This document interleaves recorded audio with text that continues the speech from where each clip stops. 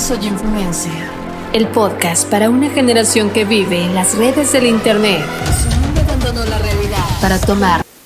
¿Cómo están? Bienvenidos a No Soy Influencer, el podcast. Yo soy Pepe Portadas y pues nada, vamos a tener el primer capítulo y en este primer capítulo yo quiero platicarte un poco de qué va a ir el podcast. Vamos a básicamente a reunirnos con personas que de alguna u otra manera involuntariamente están influyendo en la gente o en algunas otras personas, así que vamos a tenerlos como invitados a lo largo de esta temporada y el día de hoy en particular vamos a tener como invitado a nada más y nada menos que a un personaje que es arquitecto.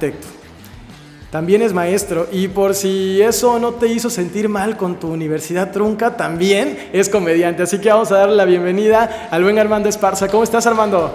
Gracias por invitarme. Pues nada, darle de una vez a lo que venimos.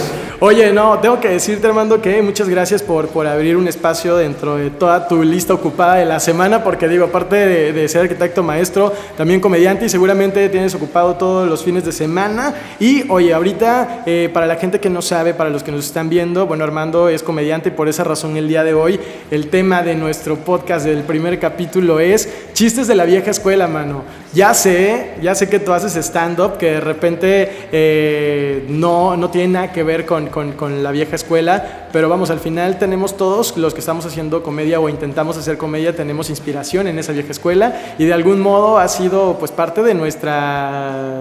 pues no sé, parte de lo que nos ha construido ahorita como comediantes. Así que pues vamos a platicar un poco de cómo es el stand-up y digo también para que la gente que nos está viendo sepa de repente cómo consumir el stand-up, que no es la misma manera en la que consumimos la comedia tradicional o de repente a los payasos. Entonces vamos a platicar de eso y para empezar, ¿cómo tú defines o cómo desde tu percepción y el tiempo que llevas, cómo defines el stand-up ahorita? Pues yo creo que lo básico es que el stand-up es comedia de autor, ¿sabes? O sea, sí puedes inspirarte y tomar muchas cosas y muchos factores que igual y son chistes generales o que ya tiene como, ¿cómo le llaman? Como chistes de chistes de bolsillo que sí le llaman, ¿no? Pero al final de cuentas lo que tú dices y lo que tú transmites son cosas que te pasan realmente a ti. O sea, vas de una experiencia y antes de que o sea, a veces pasa que la experiencia es chistosa, ¿no? Como tal, pues la cuentas así. Podemos decir que el stand-up es personal y de repente estos chistes van como más a las situaciones que no tienen que ser meramente personales, ¿no? Pero el stand-up, ¿tú crees que sí es estrictamente personal o...?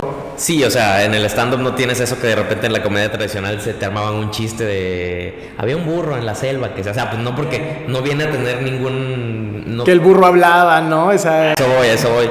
Pueden hacerlo, o sea, de que Kevin Hart tiene un chiste en el que dice que es muy mentiroso y que pues un día llegó al trabajo y se tira la mentira, entonces empieza a hacer un cuento como los de los chistes de antes y está cabrón porque incluso es en inglés, ¿no? Entonces no tiene como tanta relación, pero empieza a hacer un cuento y al final es como que así lo diría yo, ¿no? Pero pues, y ya regresa a la realidad, por así decirlo. A su realidad, ¿no? O sea, y ahí vamos al punto del que sí se siente más personal la comedia de stand-up. Sí, o sea, tienes siempre que regresar, o sea, no te puedes tirar un set hablando de qué pasaría si, o sea, yo siento que sería algo muy complicado, entonces es como la principal diferencia, que es comedia de autor.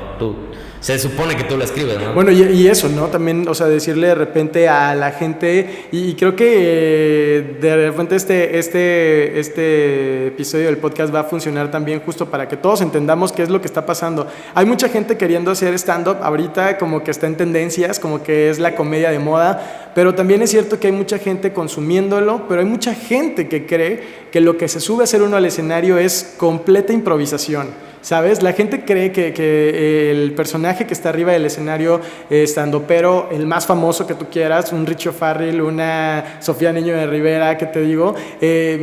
Hay mucha gente todavía pensando allá afuera que ellos están en el escenario improvisando, ¿sabes? Cuando de repente, justo tú y yo sabemos lo complicado de repente que resulta armar un chiste desde cero, desde una premisa que no tiene gracia, hasta dejarlo como un chiste que dices, no manches, qué risa. Sí, pues es lo que yo siempre digo, o sea, cuando tú, la persona que está en el escenario, sientes que está improvisando es porque está haciendo su trabajo de manera espectacular, pero en realidad no está improvisando, o sea, nadie improvisa. Le decimos entonces o sea, ahí nomás como dato, ¿no? Que la gente sepa en casa que definitivamente nada de lo que está haciendo un estandopero, en el caso de los estandoperos, que es lo que conocemos, nada de lo que está sucediendo allá arriba está improvisado, todo está completamente escrito, aunque parezca que te quiera hacer o involucrar dentro del show, de repente hasta eso ya está escrito, ¿no? Sí, digo, de repente sí hay cabareteo y hay cosas muy espontáneas que dices, incluso luego la gente hace el show, ¿no?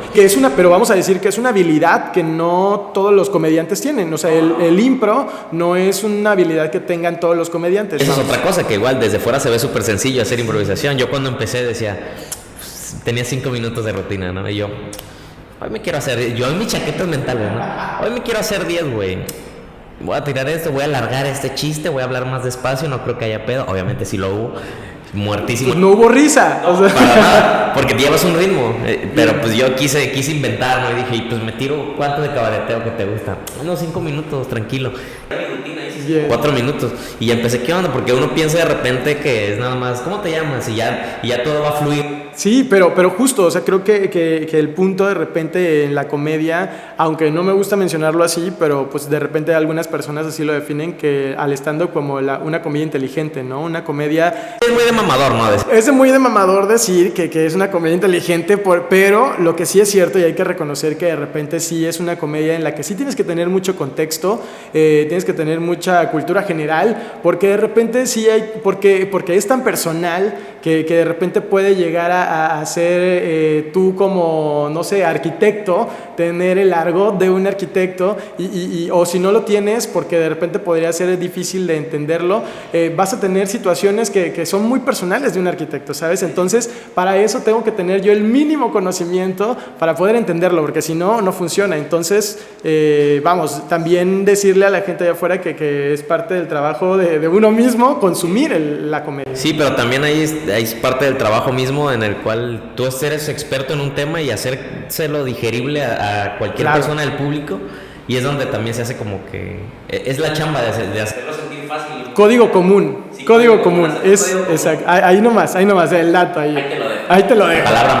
Palabra mamadora del día de hoy es código común. Es como se le dice en la comedia a esto de no busques palabras que no vamos a entender, o a rebuscar palabras, cuando puedes justo hacer que el lenguaje sea el mismo con el que tienes con el público, ¿no? Aunque tu premisa sea de arquitectura, ¿no? Sí, incluso hay palabras que están mal dichas, sí. o que no van en realidad, pero la gente como lo comprende así. Exactamente. Y ya lo entienden. Sí, exacto. Entonces, de repente, también es parte del trabajo del comediante que pudiera parecer, cuando la gente allá afuera cree que hacer reír a los demás es fácil, vamos a decir que hacer reír es trabajo serio porque justo tienes que ver todas estas situaciones que al final no solo es como que digas, ay, soy muy talentoso, ¿no? Es como, no, espérate, o sea, hay una técnica, hay una estructura, tienes que tener una premisa, tienes que tener un remate para que dé risa, hay técnicas en las que puedes recuperar chistes, y está padre, y de repente yo me declaro admirador del buen Armando,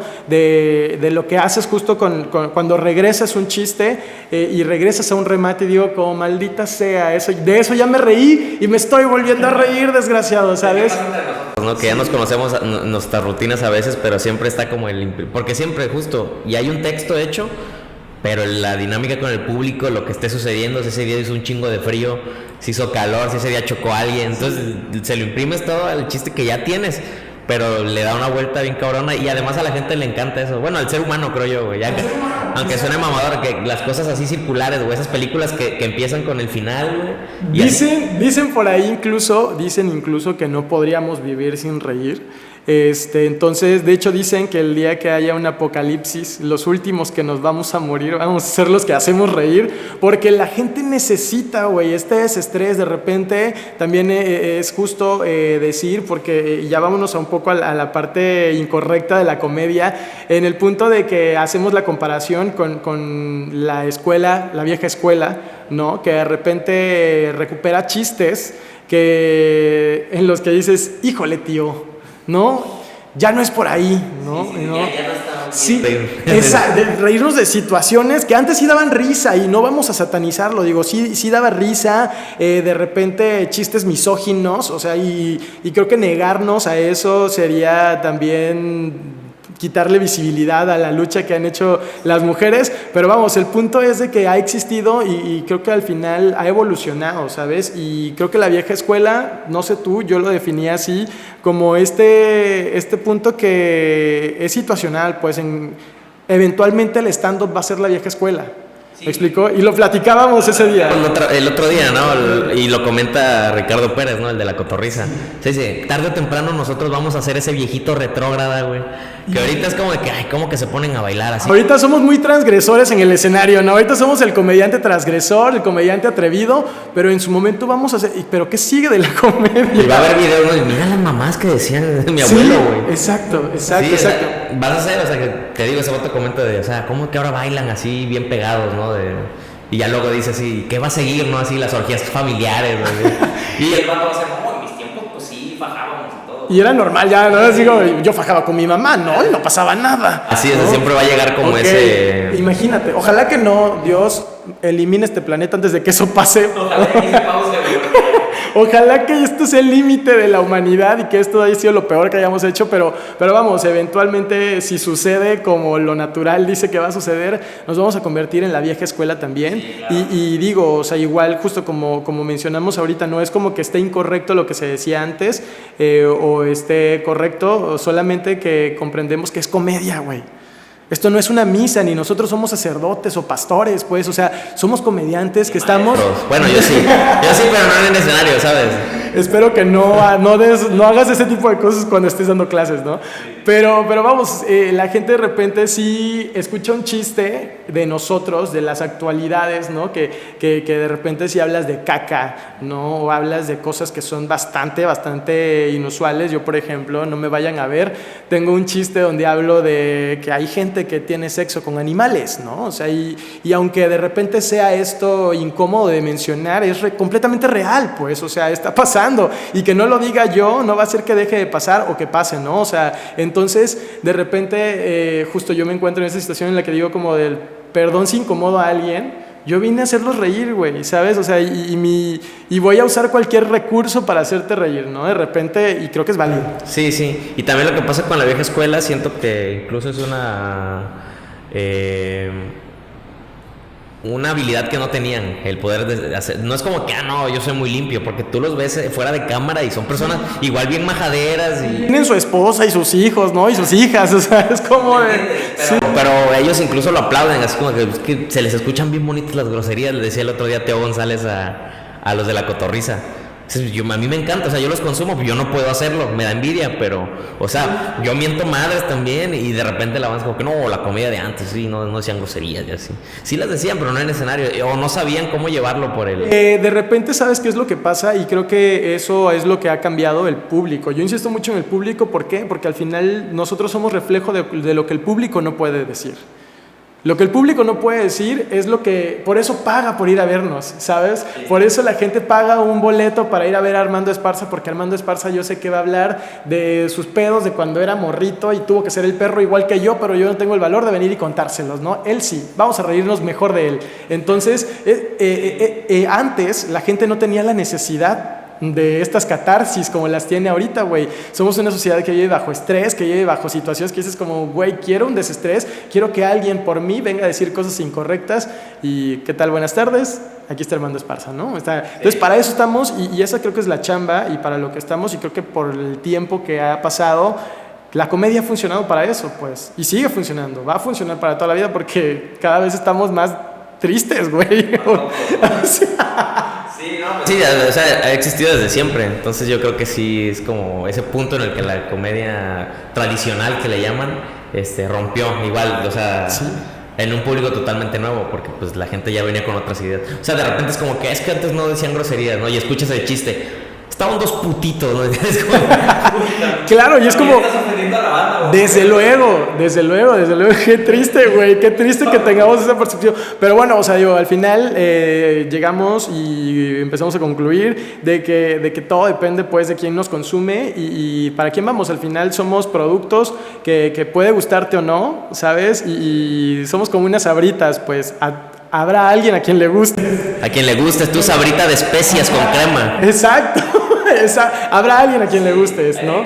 Exacto, entonces creo que si nos vamos a ese punto, depende del público que nos vaya a ver y del cómo te vas a sentir, pero sí es importante justo que nos pongan atención, oigan, de repente cuando vayan a vernos a un show, güey, pues que sí pongan atención completamente al comediante quien esté en el escenario, porque verdaderamente es chamba, pues. Es chamba de repente perderle el miedo a agarrar un micrófono, a intentar hacer reír a un cuarto donde está mucha gente triste o molesta. Neta es una chamba bien difícil, y lo cual por supuesto admiro un chingo. Y pues nada, gracias por haberme acompañado, pinche Armando. Muchas gracias. Pues entonces muchas gracias otra vez, y no se pierdan cada semana el capítulo de No Soy Influencer, el podcast. Yo soy Pepe Portadas. Recuerden seguirnos por las redes sociales como No Soy Influencer. También seguir la conversación a través del hashtag y a través de Spotify y Apple Podcasts. Ahí lo pueden escuchar. Nos vemos la próxima. Bye. Gracias por habernos acompañado en esta edición de No Soy Influencer, el podcast para el influencer que llevas dentro. Recuerda escucharnos cada semana y seguir la conversación en redes sociales con el hashtag No Soy Influencer. Hasta la próxima.